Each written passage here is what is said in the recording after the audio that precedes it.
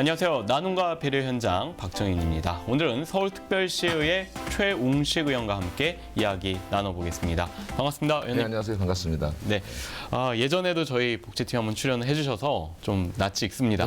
예, 네, 반갑습니다. 많은 시의원, 광역의원분들이 계십니다. 네. 최 의원님 오늘 이렇게 모시고 이야기를 나눠볼 텐데 지금 서울시에서 어떤 활동을 하고 계신지요? 예, 서울시에서는 환경수자원위원회를 맡고 있습니다. 서울시에는 10개 상임위가 있는데요. 그래서 거기서 환경수자원위원회를 맡고 있습니다. 그렇군요. 요즘에 이렇게 지역의 또 광역의원이다 보니까 네. 활동을 많이 하게 되잖아요. 국회의원들은 어떻게 보면 더 큰 걸 좀 중앙정부에 대한 상대를 한다면 광역의원분들은 또 이제 지역의 현안들을 많이 이제 다루실 텐데 요즘 지역 분위기는 어떤가요?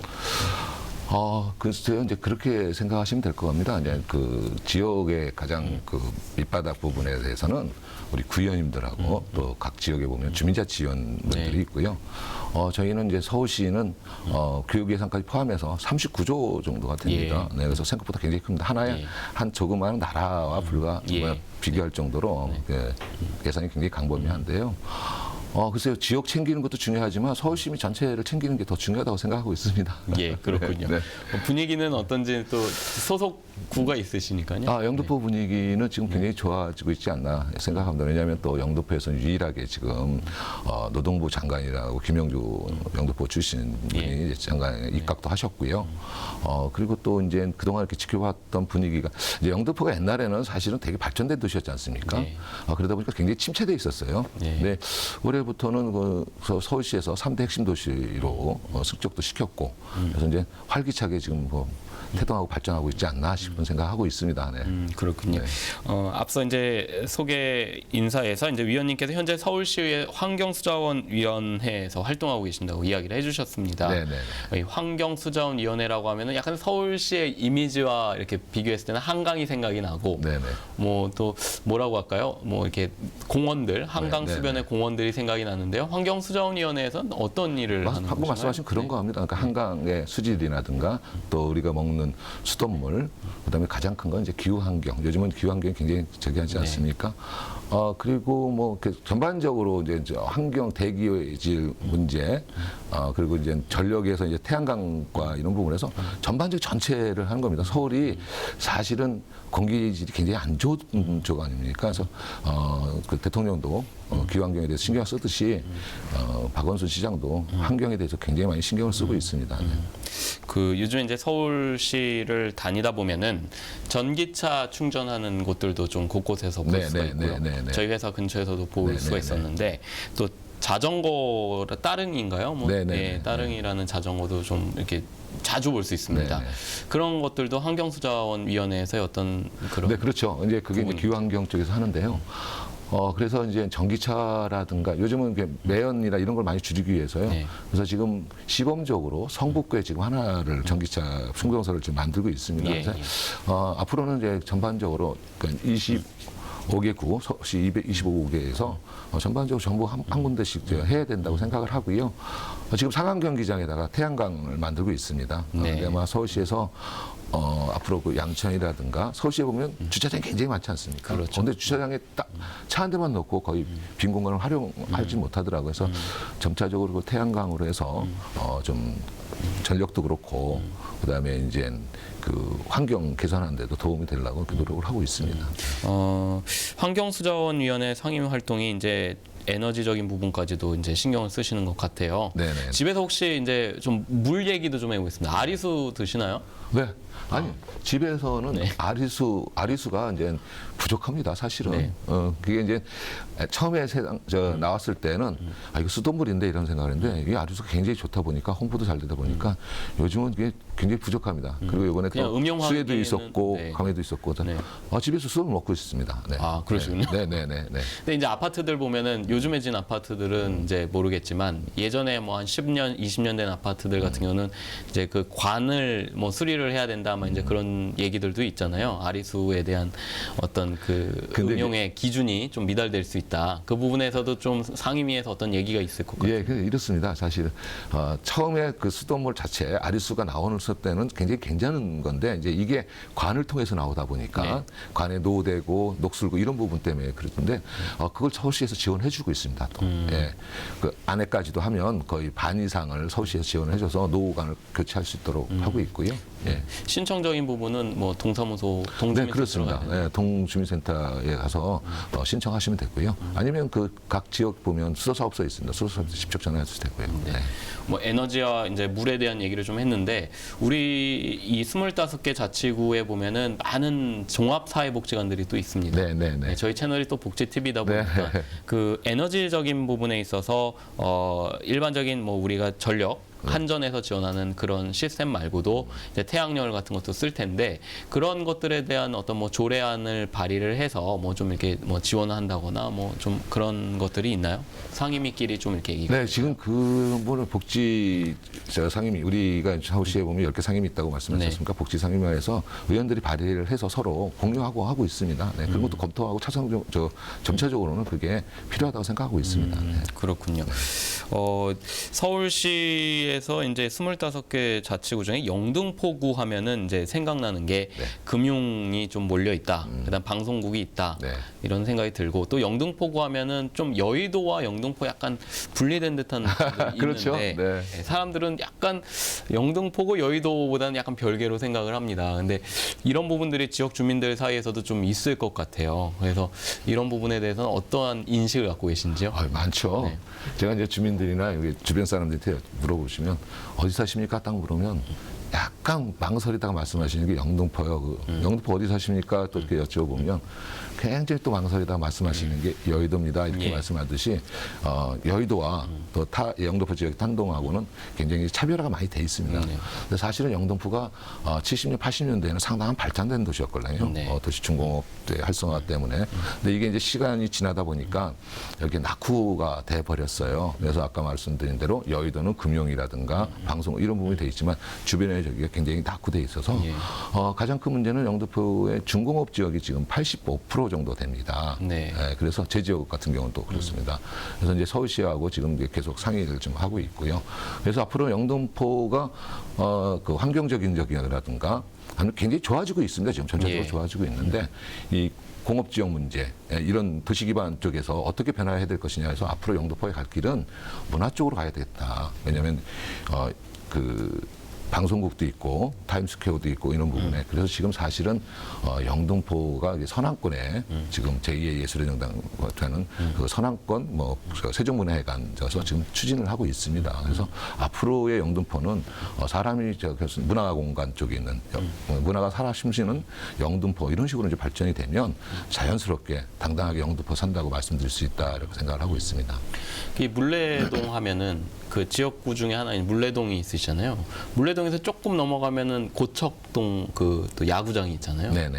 근데 그런 어떤 좀 이렇게 옆에 구지만 이렇게 좀 또 이렇게 연결이 잘 되면은 그 반사 효과가 있잖아요. 그렇죠. 물레동에서 네네. 네. 그런 부분까지, 그러니까 굳이 이 영등포에다 짓지 않고, 이제면 구로구가 만약에 그런 것들이 있으면 물레동에서 약간 이렇게 빛을 바라볼 수 있는 그런 것들도 좀 이렇게 그렇게 생각할 수도 있는데요.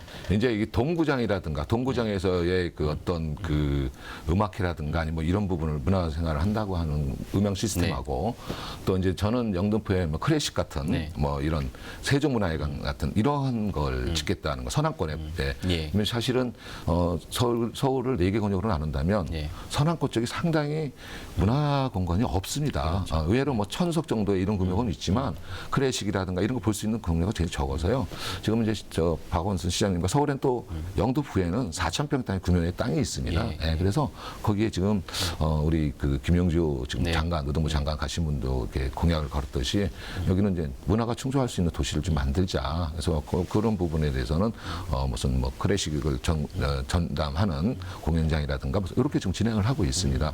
근데 이제 그렇다고 동구장이라든가 이런 데는 야구 비수기에는 그렇게 사용할 수는 있겠지만 음향 시스템 자체가 전부 다 틀립니다. 예를 들어 아이돌이라든가 이런 공연 같은 경우는 뭐 그 동구장이라도 할 수 있지만 예를 들어 저희가 지금 추구하고는 영등포에 저기는 부분은 좀 문화적 가치를 좀 높이자 싶은 해서 그렇게 진행하고 있습니다. 그렇군요.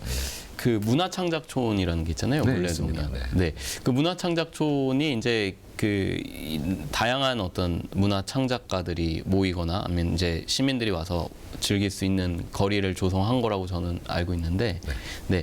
그 문화 창작촌은 어떻게 바라보시는지요? 지금 이제 그것도 좀 활성화를 시킬 필요가 있는데요. 사실은 물레동에 보면 옛날에는 전부 다 이게 조그만 공장들이 굉장히 많았거든요. 네. 근데 옛날 그 백마라고 옛날에 했죠. 일산 예. 그처럼 거기는 이제 그 문학을 전공하신 네. 분들이 하나 오시다 보니까 이제 활동하듯이 영등포에도 보면 이제 그 문학계 아니면 또 예술에 대한 그 사진 작가라든가 아니면 금속 공예를 하신다는 분들과 이런 분들이 이제 찾다 보니까 좀 싸고 또 그런 시스템이 만들어져 있습니다. 예. 시스템이 만들어지다 보니까 한 분 한 분 모이시게 하는데 이걸 그런 식으로 해서 경목국을 하지 말고 좀 이렇게 체계적으로 좀 가자. 그래서 이제 그 박원선 시장도 지금 하고 있는 도시 재생화 사업이라는 게 있습니다. 그래서 영등포의 그 물레동의 어떤 그 철공소 부분을 좀 이제 도시 재생 쪽으로 생각해서 전문 예술인이라든가 또 그 전공하신 분들이 많이 와서 요즘 이렇게 한번 가보셨나요? 혹시 거기 그 가보시면 옆에 있는 그 거리 있잖아요. 네. 거기를 갔죠. 예. 거리도 좀 활성화를 좀 시켜야 됩니다. 네. 그래서 지금 제가 말씀을 드렸지만 올해 그 영등포에서 서울시에서 영등포에다가 도시 활성화 쪽에서 한 500억 원을 지금 투자를 해주고 있습니다. 네, 그렇군요. 뭐 영등포구의 그 다양한 것들을 당연히 알고 계셔야 되는 거는 또 세세하게 알고 계신 것 같습니다. 요즘에 보면 이제 거버넌스라는 이야기들을 많이 합니다. 근데 이제 아까 그 오페라 하우스 같은 것들 클래식 전용 공간을 이제 예산을 해서 한다고 얘기를 해주셨는데 예를 들어서 좀 이런 질문도 드려보고 싶습니다. 그 복지관을 지을 때 복지관의 그 자리가 굉장히 비쌀 거니까 땅값 자체도 건물도 짓는 것도 근데 그 비용 자체에 대해서 서울시에서 이제 지원이 들어가고 중앙정부에서 들어갈 텐데 최 의원님이 생각하시는 그 지원 방식은 이렇게 중앙정부나 지자체에서 지원하는 방식이 좋다고 생각하시는지요? 아니면은 개별적으로 좀 어려운 분들이나 그 바우처를 받아야 되는 분들이 직접적으로 제공받는 게 맞다라고 생각하시는지요? 근데 이제 둘 다 장단점은 있는데요. 이제 이런 것 같습니다. 이제 이 땅과 이런 부분이 준비돼 있을 때 재정 투자를 할 수도 있고요. 또 이제 이게 지어 놓는 게 문제가 아닙니다. 지어 놓고 운영에 대한 방법에 대해서 사실 굉장히 고민을 많이 하고 있거든요. 그래서 이제 어떨 때는 종합 개발 방식으로 하는 경우도 있고 이제 BTO 방식이라고 해서 민간 업체가 들어와서 하는 방법도 있고 근데 그걸 다방적으로 해서 지금 여러 군데에서 지금 검사를 한번 하고 있고요. 그다음에 이제 그 용역을 줘가지고 타당성 조사를 지금 하고 있습니다. 어느 정도 타당성 조사는 끝난 거로 알고 있습니다. 그래서 아까 말씀드린 대로 이 클래식이라든가 아니면 이게 어떤 여기로 갈 것인가에 대한 그 고민도 지금 계속 하고 한 3년 정도 지금 계속 고민하고 있습니다. 그래서 적당한 선에 이렇게 나오는데 지금 그 서울시하고 아직 뭐 추진 중입니다. 추진 중이지만 이쪽에는 이제 클래식 선안권 쪽에 어떤 특색 있는 걸 들어가지 않겠느냐. 그리고 왜냐하면 여기가 그 KBS, 또 타임스퀘어, 그다음에 우리가 여기 말씀하신 그 예를 들어 제2의 예술의 전당처럼 아니면 제2의 세종문화회관처럼 이게 생긴다면 하나의 축도 되고 젊음의 거리를 연결할 수 있는 거리 축도 됩니다. 그렇군요. 롯데백화점 있는 영등포 역사가 이제 기간이 끝나서 넘어갑니다. 네네. 예, 그거 알고 계신지요? 네네. 예, 그 발전 방향에 대해서 지금 영등포구에 있는 구의원이나 시의원님들은 어떻게 생각하시나요? 그래서 이제 그런 부분에 대해서 이제 구청에서도 그렇고요. 뭐 굉장히 준비를 좀 철저히 준비를 하고 있는 것 같습니다. 그래서 예를 들어 이제 그 부분은 지금 구청장님과 구에서 어떤 방향을 세우고 있는 부분이라 저희가 이제 공청회라든가 이런 걸 또 시작할 거라고 생각을 합니다. 네, 그렇게 진행하고 있다고 생각하고요. 예. 제가 또 어느 방향을 갖고 얘기를 해주면 또 구청장님이나 또 이제 저기 한 분들이 또 생각하는 게 또 계시니까 공청회 했을 때 얘기가 될 것 같습니다. 네. 그 영등포구를 문화도시로 만들려고 하시는 그 어떤 계획이 굉장히 많으신 것 같습니다. 특별히 좀 문화도시에 대한 환경수자원위원회 위원이시면서도 또 문화도시 영등포구를 꿈꾸는 이유는 무엇입니까? 개인적으로? 네, 영등포 개인적으로 사실 영등포는 활성화된 도시입니다. 활성화된 도시였는데 네. 이게 사실은 주변은 굉장히 낙후됐지 않았습니까? 네. 양천이라든가 신도림이 낙후되다 보니까 서울시라든가 전체적 지원들이 앞으로 이게 그 구로구라든가 양천에서 거기 굉장히 발달이 많이 했어요. 예.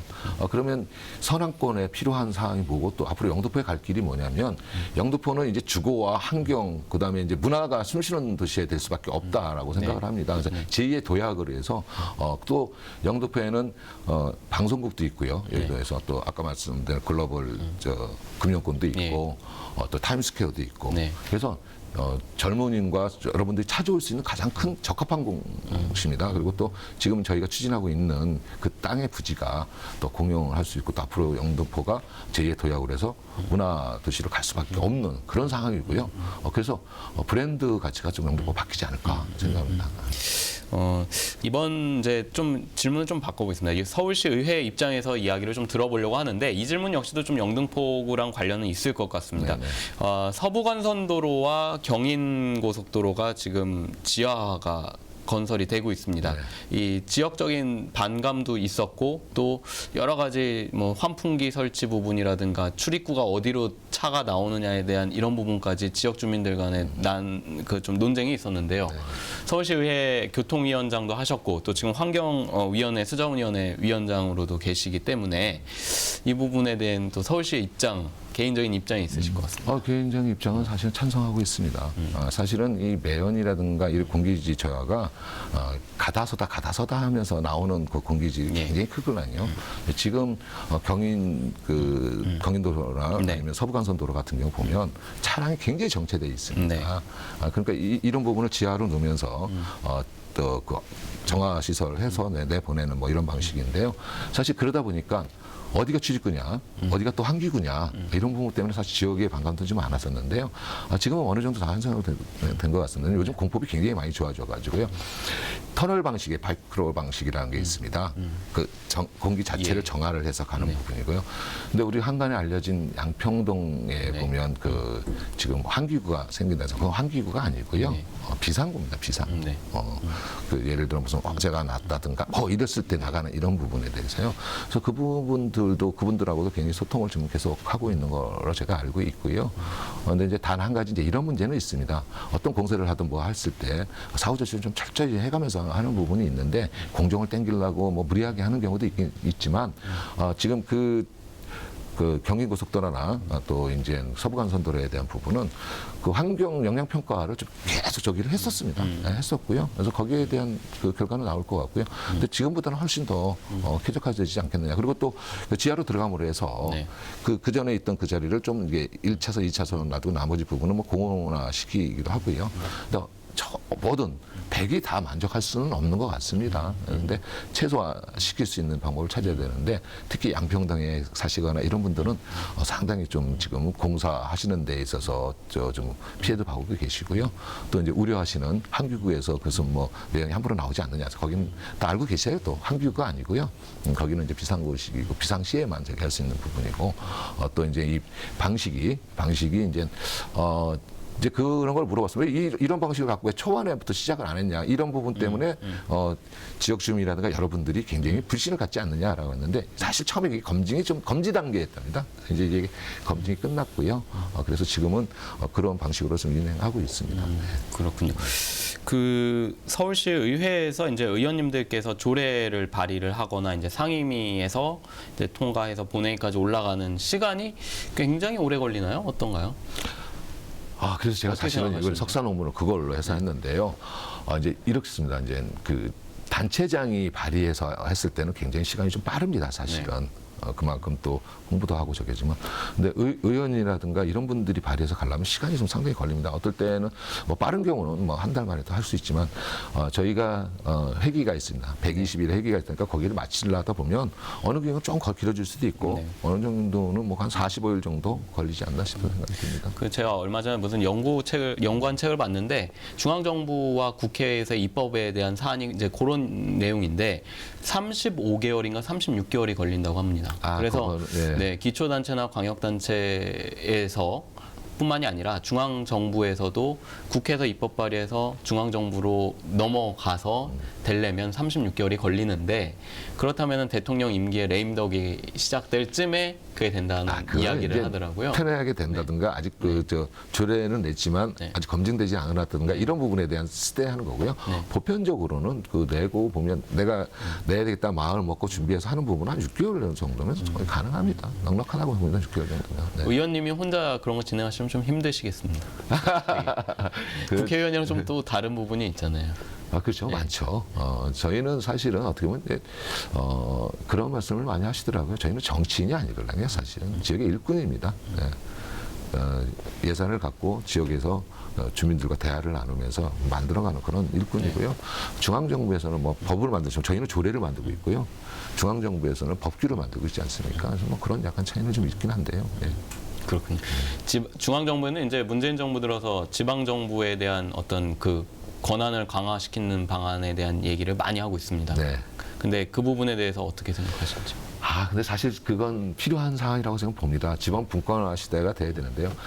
저희가 사실은 그 지방자치가 시작한 지가 벌써 이제 25년 정도가 됐습니다. 그 성년의 나이가 들어섰는데요. 아직도 보면 이제 지방 이 자치라고 합니다. 사실 어떻게 보면 지방 정부였어야 됩니다. 그래서 그런 부분에 분권화 시켜서 하는 부분이 앞으로는 굉장히 바람직하고 필요하고요. 또 그렇게 가져야 된다고 생각합니다.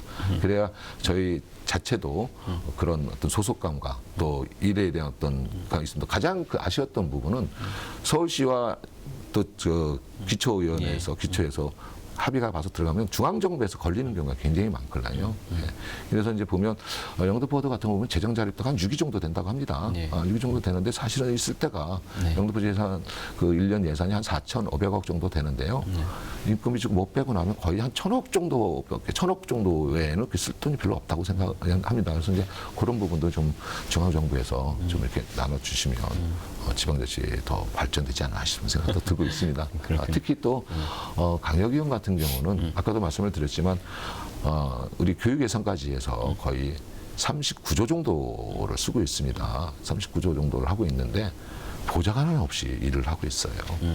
그래서 이게 선진국에 비교해 보면 상당히 열악한 환경성에서 일을 한다고 생각하고 있습니다. 그래서 우리 의원님들이 굉장히 노력하고요. 학파들입니다.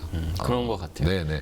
네, 행정사무감사라든가 이런 거 있을 때는 거의 혹시 한번 의회 한번 방문해 주시면 알지만 대부분의 의원님들이 리쿠사코라는 걸 갖다 놓고 거기서 밤새 가면서 일을 하고 있습니다. 도시교통위원회에서 활동을 하셨던 이력을 제가 좀 봤습니다. 이번 두 번째 이제 서울시 의회 의원을 하시는 건데 초반에 이제 초선 때 도시교통국을 운영을 좀 이제 견제도 하고 담당도 하셨기 때문에 네네. 잘 아실 것 같은데 예. 뭐 전기 자동차 이런 얘기 하시는 부분에서도 좀 더 이 서울시의 이런 전기 자동차 뭐 환경을 좀 더 좋게 만들 수 있는 것들에 대한 생각을 많이 하실 것 같습니다. 네네. 제가 이제 그 8대 때 초선에 그 교통위원장을 했었습니다. 네. 방금 말씀하신 대로. 그래서 그 당시에도 전기차 보급 확대를 위해서 노력을 많이 했는데요. 네. 이제 가장 큰 문제는 사실은 충전하기가 힘들고 네. 충전했을 때 많이 가지 않고 근데 요즘은 기술력이 많이 좋아져서요. 점차적으로 많이 확대돼 가고 있지 않나 싶은 생각하고 있습니다. 그래서 아무튼 저 버스부터 시작을 해서 대중교통이라든가 이런 것도 전기차로 이제 앞으로 점차적으로 바뀌어가지 않을까 이런 생각하고 있습니다. 그러면 요즘에 얼마 전이죠. 네. 서울시에 이제 지하철 공사가 두 개가 있습니다. 서울도시철도와 서울 메트로가 있었습니다. 근데 이게 합쳐서 서울교통공사가 됐는데 이제 박원순 시장은 몇 년 안에 뭐 인력 절감에 큰 효과가 있다라고 하지만 내부적으로는 또 결속이 잘 안 되는 것 같기도 하고 또 제일 중요한 건 시민들의 안전에 있어서의 이 어떤 폐단이 올까봐 좀 우려스러운 이야기들이 좀 있습니다. 네. 위원장을 하셨기 때문에 지금은 다른 위원이지만 입장이 좀 있으실 것 같습니다. 이건 순수 제 개인적인 입장을 여쭤보는 거죠. 네.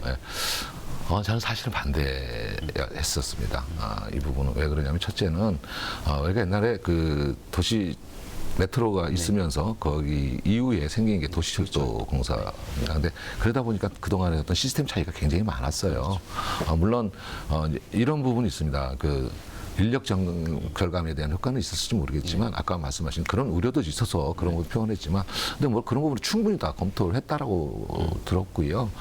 저희가 한번 지켜는 봐야 되지만 지금도 아직도 약간의 그런 우려스러운 건 있습니다. 왜냐하면 1호선에서 4호선은 좀 약간 다굿했고요. 네. 그다음에 5호선에서 이제 8호선까지 뭐 도시철도 공사 이렇게 해서 그 운행 방식이 또 틀려요. 예.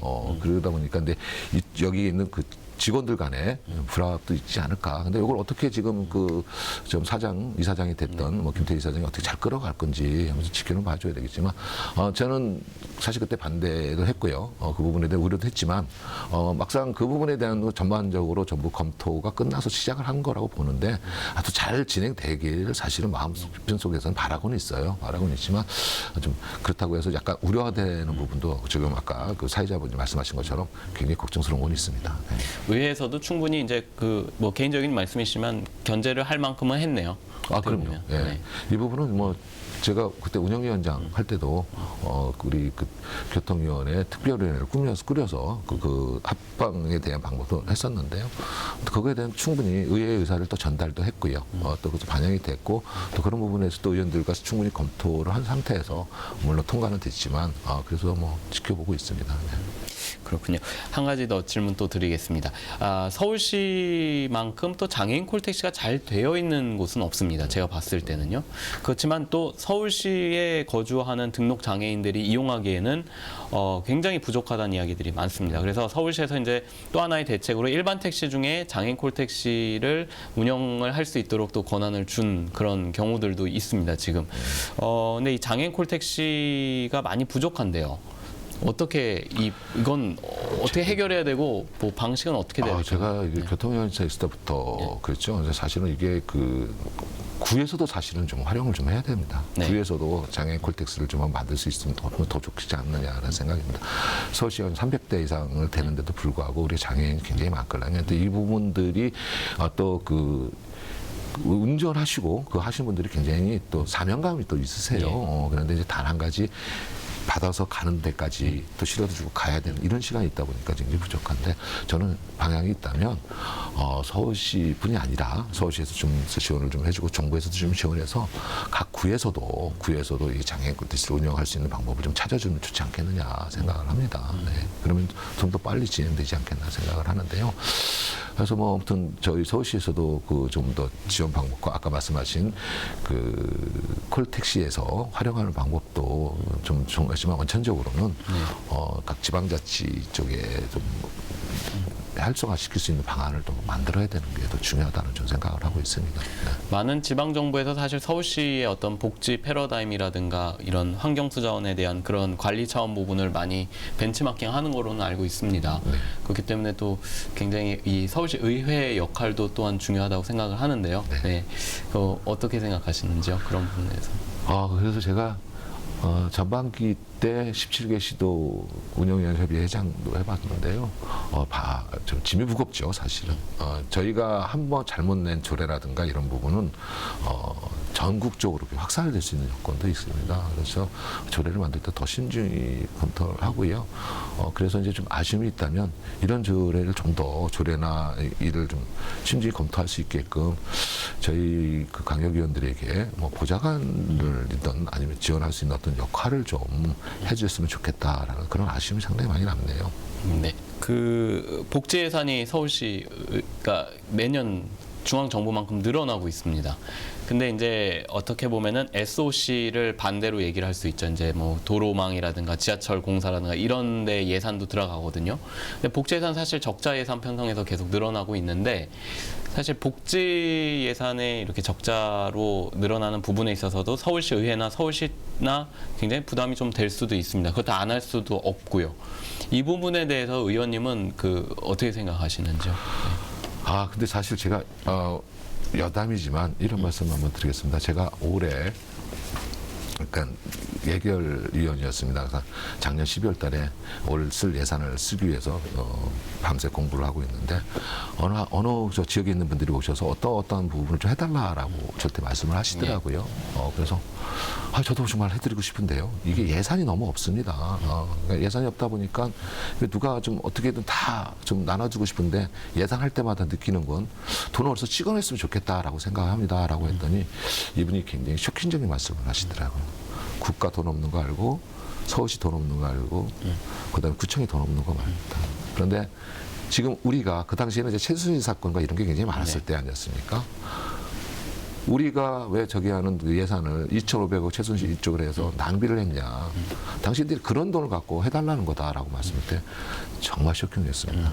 그래서 사실은 그때 제가 그 의원 생활하면서 제일 열심히 했던 것 같습니다. 작년에 예산을 하려고 한 5일 정도 밤을 새다 보니까요.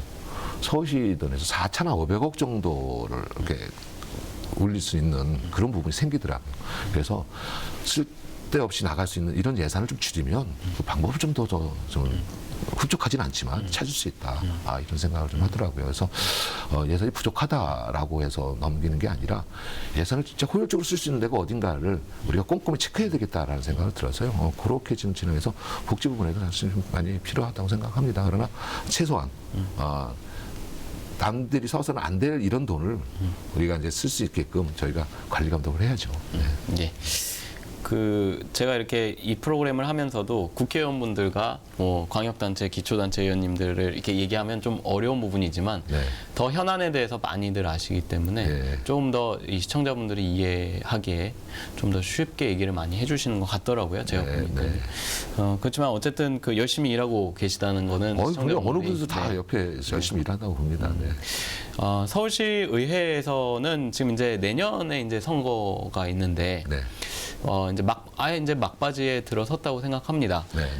어떻게 보면 서울 시민들 입장에서는 이제 또 바뀔 때니까 뭐 자기 지역구에 대한 생각 많이 할 것이고 자기 표 관리만 할 것이다라고 생각하지만 서울시 의회에서는 지금 마지막까지 어떤 거에 좀 중점을 둬요? 그렇지 않습니다. 이제 대부분 이제 그렇게 생각하는데 이제 어떤 일을 하는데 이제 비춰지기를 어떻게 비춰지느냐 문제인데요. 사실 서울시 전반적인 걸 고민을 하고 했다가 뭐 근데 지역이라고 네. 지역이 급해 물론 지역을 챙길 수밖에 없는 상황입니다. 그렇지만 진행됐던 이런 상황에 대해서는 지금 마무리 지으려고 생각을 하고 있고요. 그 어떤 일을 할 때 마무리해졌을 때 뿌듯함이 생기는 거거든요. 그래서 그거는 일부 없다고 보지는 않지만 일부 의원들이 있다면 그것이 많이 부각이 되다 보니까 그런 것처럼 보이지만 사실 그렇지 않습니다. 네. 내가 낸 조례라든가 또 내가 낸 공약이라든가 이런 부분에 대해서는 마무리를 지으려고 노력을 하는 부분입니다. 네. 이 의원님 이제 시의원 활동하시면서 이제 두 번째 하셨습니다. 네. 앞으로 어떻게 될지 모르겠지만 좀 가장 인상 깊었고 자기 본인의 어떤 의원님 기억에 남는 것들이 있을 것 같은데. 글쎄요, 뭐 특별히 뭐 기억에 남는 건 거의 다 기억이 남습니다. 이제 어떤 문제냐면 제가 그 공약했었던 부분이 지켜졌을 네. 때하고 또 이제 어느 분이 이제 이런 말씀을 하시더라고요. 내 말을 들어줘서 너무 감사하다. 뭐 되고 안 되고 떠나서. 그래서 왜냐면 제가 전반기 때 부대 들어가 전반기 때 교통위원장을 했는데요. 저는 이제 아침에 출근하면 퇴근할 때까지 적게는 뭐 5, 60명에서 많게는 한 200명 이상 매일 만났습니다. 네. 그때 보니까 제가 들어주는 거 하나만 하더라도 굉장히 고마워하는 분들이 계시는구나. 그래서 그때가 아마 제일 좀 남았던 것 같아요. 그래서 어떤 공약을 해서 어떤 사업을 해서 그 사업을 만들었을 때 그런 것도 있지만 어떤 그 시민이라든가 이런 분들이 그 사소한 거지만 사소한 거 되면 굉장히 감동받고 거기에 고마워했을 때 내가 이 일을 하기를 잘했구나라는 생각이 좀 들고 있습니다. 반면에 또 아쉬웠던 점들. 아쉬웠던 점은 이제 아까도 말씀을 드렸지만 그런 부분입니다. 이건 꼭 필요한 사업이고 해야 될 일인데도 불구하고 뭐 당리당락이라든가 뭐 이런 부분에 있어서 막히고 있는 그런 경우가 몇 가지가 있거든요. 그런 부분이 좀 제일 좀 아쉽죠. 이제 서울시 의회 그 장애인 의원분들이 몇 분 계십니다. 네. 이제 항상 장애계 쪽에서 저희 이제 복지팀이 좀 이런 질문을 드리고 싶습니다. 현역 의원으로서 어떤 생각 갖고 계신 장애계 의원들이 좀 들어와서 어떤 제대로 된 거버넌스라는 의회 활동을 좀 펼쳤으면 좋겠다라는 장애계 또 의원들이 있습니다. 당사자들도 그런 목소리가 있고요. 그런 부분에 동의는 하시겠지만 개인적인 생각도 좀 듣고 싶습니다. 저는 그 전문직 있는 사람들이 와서 자기 목소리 내는 거 좋아하고요. 특히 우리 장애를 갖고 계시는 장애 의원님들은 굉장히 열정적으로 좀 하고 있습니다. 네. 보면 제가 부러울 정도로 그러니까 좀 건강한 저도 못 따라갈 정도로 굉장히 활발하게 움직이고 있고요. 우리 보면 장애를 대변하는 우리 박마루 의원들이 있고요. 또 우리 우창윤 의원이라고 저희 네, 또 네. 그 장애인 대표서 오셨는데 굉장히 열정적으로 일하고요. 또 어떤 일이 저희가 잘 모르는 경우도 있습니다. 네. 모르는 부분이 있으면 그 부분에 대해서 와서 설명을 하고 설득을 하시고 그래서 같이 공감하려고 노력을 굉장히 많이 하시더라고요. 네. 근데 예를 들어 이제 어떨 때는 저희는 이건 알아주겠지 하고 그냥 뭐 저희는 막 이렇게 넘어가는 경우도 어떨 때는 있었습니다. 네. 그런데 그럴 때는 보면 그분들이 와서 이건 그렇지 않다. 이런 부분 어떤다. 지금 내가 겪었을 때의 부분. 그래서 지금 굉장히 필요하고 자기 목소리도 충분히 내고 있고 이게 좀 하느냐. 근데 물론 이제 이런 경우 있습니다. 아까 말한 대로 장애 대표에서 온 의원님이지만 장애만 전부를 갖고 얘기할 수는 없지 않습니까? 예, 그래서 또 다른 문제도 찾아서 얘기를 하시고 하기 때문에 어떻게 보면 장애 대표로 오신 분들 입장에서 보면 왜 우리 거 좀 더 안 할까라고 할 수도 있을지 모르지만요. 예산이 한정돼 있고 또 일을 추진하는 데 있기 때문에 그렇게 진행하고 있는 것 같아요. 근데 열정적으로 일하고 있습니다. 네. 이제 2번 연속 시의원이 되셨습니다. 어떻게 보면 초선 때와 또 재선 때의 초심, 네. 그다음에 이제 앞으로의 어떤 의정 활동의 방향에 있어서 생각이 다 다르실 것 같습니다. 초선 때는 굉장히 열심히 또 계속 열심히 하시지만 어떤 생각이 좀 변화가 있으신가요? 네, 변화가 있습니다. 충분히 변화가 있고요. 그래서 제가 이제 항상 그 주변 사람들한테 물어보고 있습니다. 나 잘하고 있니? 아니면 저 잘하고 있습니까? 라고 초심을 잃지 않으려고 노력을 하고 있는데요. 네, 이렇습니다. 처음에 들어갔을 때는 저는 사실은 좀 운이 좀 있었습니다. 그래서 처음에 들어가서 교통위원장을 하면서 위원장에게는 전문위원이나 이런 분들이 배치가 좀 됩니다. 그렇죠. 그래서 이제 그분들을 통해서 많이 열정적으로 배웠습니다. 그런데 이제 초선 의원들 보면은 시행착오들은 겪습니다. 근데 이걸 제대로 좀 가는 게 한 후반기, 2년 지나고 나서 2년, 그리고 이제 재선하고 나서 2년. 그래서 4년간 정말 열심히 하는 것 같아요. 네. 그리고 이제 그 나머지 2년은 지금부터 2년 저기는 제가 보니까 내 테크닉이 좀 늘었습니다. 어떤 일을 하더라도 시간을 좀 허비하지 않고 가는 그런 면도 있지만 또 한편으로는 약간의 좀 이렇게 나태한 그런 면도 없지 않아 있지만 제가 스스로 혹시 명함 혹시 보셨습니까? 아까 자세히는 네, 명함 한번 보시면 네. 여기 보면 네. 제가 이제 함께 나누고 함께 소통하고 함께 이런 세상을 만들고 싶습니다 하고 네, 말씀을 네, 드렸지 네. 않습니까? 이것처럼 먼저 함께 하려고 노력을 좀 하고 있습니다. 네, 그래서 이제 이게 초선이냐 재선이냐 삼선이냐의 문제가 아니라 사실 마음가짐의 문제인 것 같고요. 근데 저부터도 시간이 흐름으로 해서 테크닉이 좀 생기다 보면 조금 나태해지는 부분이 있는데 그럴 때 주변 사람들한테 여쭤보면 함께 하겠다는 여쭤보면 그 방향 제시도 좀 해주고 있는 것 같습니다. 네. 아직도 부정한 게 많죠. 그런 어떤 마음을 먹게 해주는 또 귀한 분들이 있을 것 같습니다. 네. 뭐 가정에서의 누가 될 수도 있고요. 네. 저는 이제 이런 말씀 드렸으면 들지 모르지만 제가 원래는 그 당직자 출신이고 네. 이제 비서관 시작해서 당직자 이렇게 지금 이 길을 왔는데요. 저희 아버님의 영향을 좀 많이 받았던 것 같아요. 처음에는 왜냐하면 아버님이 항해도 이북 분이십니다. 네, 네. 이북 분이십니다. 이분이 항상 말씀하시면 저는 끼니를 절대 안 가집니다. 5시에 일어나든 새벽에 일어나든 아침 먹고 점심 때 점심 먹고 저녁 때 저녁을 먹어야 돼요. 네. 저희 아버님 항상 말씀드린 너에게 주어진 가장 귀한 시간이고 기회인데 그 기회를 놓쳐를 말아라. 그래서 저는 어떤 일을 할 때 제 기회를 놓치지 않으려고 노력을 한 것 같고요. 또 정치 쪽에 들어와서는 저희 제가 이제 항상 농담으로 그 말씀을 드립니다. 저는 어머님이 2분, 또 누님이 2분이다. 제가 이제 자라오면서 항상 저를 이제 이렇게 보듬어 주셨던 어머님이 있고요.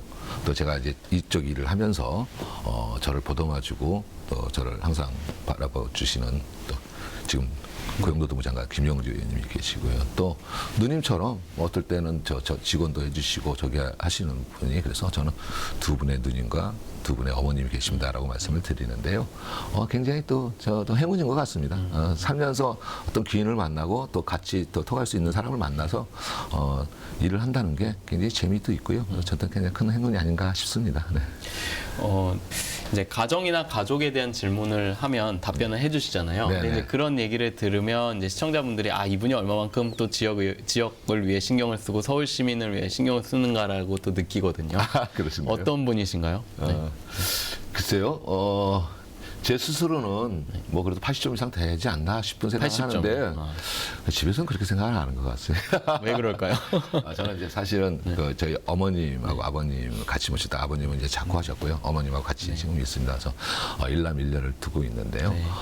일을 하다 보니까 시간이 좀 사실 많이 쪼달렸어요. 쪼달리다 보니까 가족할 시간이 많지는 않았던 것 같습니다. 그렇지만 대화를 나누려고 노력을 많이 했던 것 같은데요. 어느 날 한번 제가 슬쩍 그런 얘기했습니다. 저 그래도 괜찮은 남자 아니겠어? 이렇게 얘기를 했더니 저희 집사람 하는 얘기가 밖에서 늘지 몰라도 안에서는 아니에요. 딱 그런 말씀하시면서도 그래도 이렇게 제가 봤을 땐 충분히 저를 이해하고 있고 정말 배려를 하고 있지 않나 이런 생각을 해서 항상 고맙고 감사하다는 생각을 하고 있습니다. 그리고 또 특히 이번에 우리 아이들이 다 잘 커져서 졸업해서 이제 직장 다니고 했을 때 이것이 행복이 아닌가 싶은 생각 듭니다. 그렇군요. 솔직하게 얘기해 주셔서 감사합니다. 네, 의원님이 이제 이 의원 활동의 초심, 그다음에 거기에서의 어떤 누군가의 힘이 됐다라는 부분, 가정에서의 어떤 부분까지 얘기해 주셨습니다. 그 좌우명 하나 있으실 것 같습니다. 좌우명은 아까도 제가 문자를 아주 명함에서 말씀드렸듯이 함께가 제가 좌우명입니다. 그래서 함께 나누고 함께 실천하는 함께 만나는 세상을 만들고 싶다는 것처럼 함께가 제 좌우명입니다. 세상을 살아가는데 혼자는 살 수 없다고 생각하고요. 제가 암만 똑똑하고 잘나다 하더라도 주변에 도움 없이 되는 거 없는 것 같습니다. 그래서 함께 있을 때 모든 게 이루어지지 않나라는 생각이 들어서요. 저는 함께라고 생각합니다. 네. 마지막으로 시청자분들에게 한 말씀 부탁드립니다. 네. 안녕하십니까. 반갑습니다. 나눔과 배려의 인터뷰를 했는데요. 아무튼 저는 있는 그대로 말씀드렸던 것 같습니다. 그래서 제가 가끔 자주 찾아뵙지는 못하지만 그래도 저 친구가 어디서 어떤 일을 하고 있는구나라는 게 조금이라도 이렇게 보여줬으면 좋겠다라는 생각이 들고요. 아직까지 얼마 남지 않았지만 남은 기간 여러분과 약속을 꼭 지키도록 노력을 하고요. 또 최선을 다해서 열심히 일하도록 하겠습니다. 감사합니다. 지금까지 서울특별시의회 최웅식 의원과 함께 이야기 나눠봤습니다. 오늘 출연해 주셔서 다시 한번 감사합니다. 네, 감사합니다. 좀 유익하겠습니다. 나눔과 배려 현장 오늘은 여기까지입니다. 다음 시간에 또 찾아뵙겠습니다. 시청해 주신 여러분 고맙습니다.